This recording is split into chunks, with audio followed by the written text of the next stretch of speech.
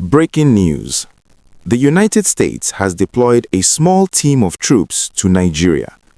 This marks the first official American military presence on Nigerian soil since U.S. airstrikes targeted terrorist positions on Christmas Day 2025. The development signals a major shift in U.S.-Nigeria security cooperation. It also underscores the growing international concern over terrorist activity inside Nigeria and across the West African region. According to multiple reports, the deployment follows airstrikes ordered in December by U.S. President Donald Trump against what he described as Islamic State targets operating inside Nigeria. At the time, President Trump warned that the strikes would not necessarily be the last. He made it clear that further U.S. military action in Nigeria remained a possibility. Now, months later, American troops are on the ground. Not in large numbers, not in a publicly announced operation, but quietly, deliberately, and with significant implications. Reuters reports that even before the December airstrikes, the United States had been conducting surveillance flights over Nigeria from neighboring Ghana since at least late November 2025. These flights were part of intelligence gathering efforts ahead of the Christmas Day strikes.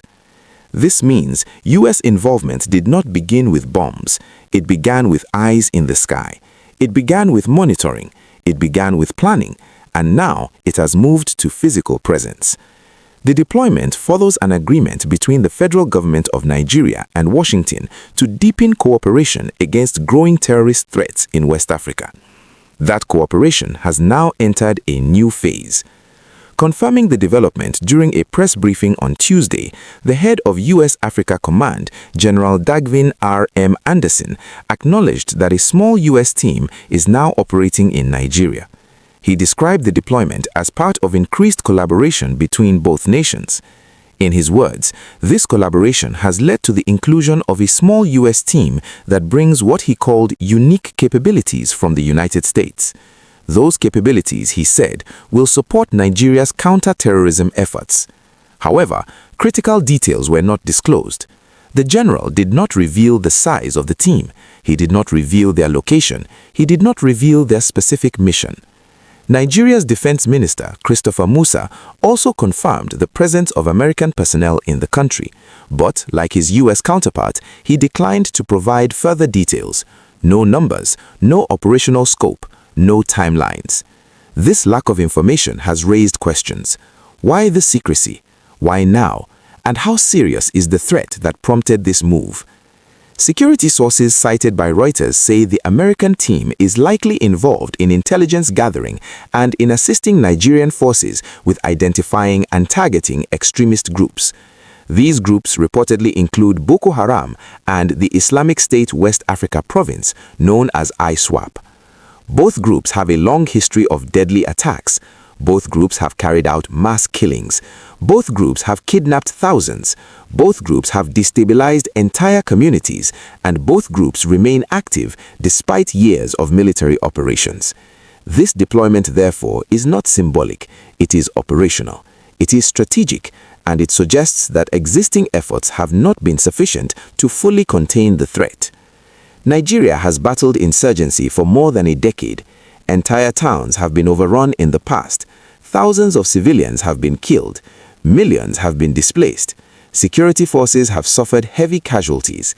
Despite multiple offensives, the insurgents continue to strike. Now, one of the world's most powerful militaries has decided to place personnel inside Nigeria. That fact alone speaks volumes. The deployment also comes amid growing diplomatic tension between Abuja and Washington. Nigeria has faced intense pressure from the United States over its handling of terrorist attacks, especially in the Northwest. President Trump has publicly accused the Nigerian government of failing to protect Christians in parts of the country. The federal government has strongly rejected that accusation. Officials insist that Nigeria's military operations target all armed groups that attack civilians regardless of religion. They argue that terrorism in Nigeria is a security problem, not a religious campaign. They say soldiers fight criminals, not faiths. Yet, the accusation has added strain to bilateral relations. At the same time, the United States continues to push Nigeria to do more. More patrols, more intelligence, more accountability, more results. The arrival of U.S. troops suggests Washington wants not only to advise, but also to directly influence operations. For some Nigerians, this raises concern. Questions about sovereignty, questions about independence, questions about how much control Nigeria retains over its own security operations. For others, the deployment offers hope. Hope that better intelligence will lead to better targeting. Hope that fewer civilians will die. Hope that terrorist networks will finally be dismantled. Hope that long-suffering communities may finally see relief. But hope is mixed with unease, because foreign troop deployments are rarely simple. They often begin quietly, they often expand, and they often reshape conflicts in unpredictable ways. President Trump has already stated that further U.S. military action in Nigeria could follow. That statement now carries new weight. It suggests this deployment may not be the final step.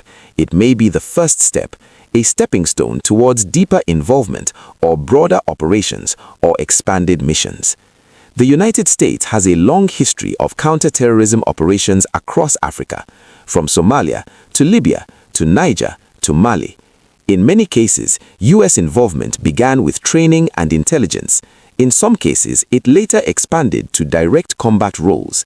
Nigeria may now be entering a similar trajectory. Officials on both sides insist the mission is about support, not takeover.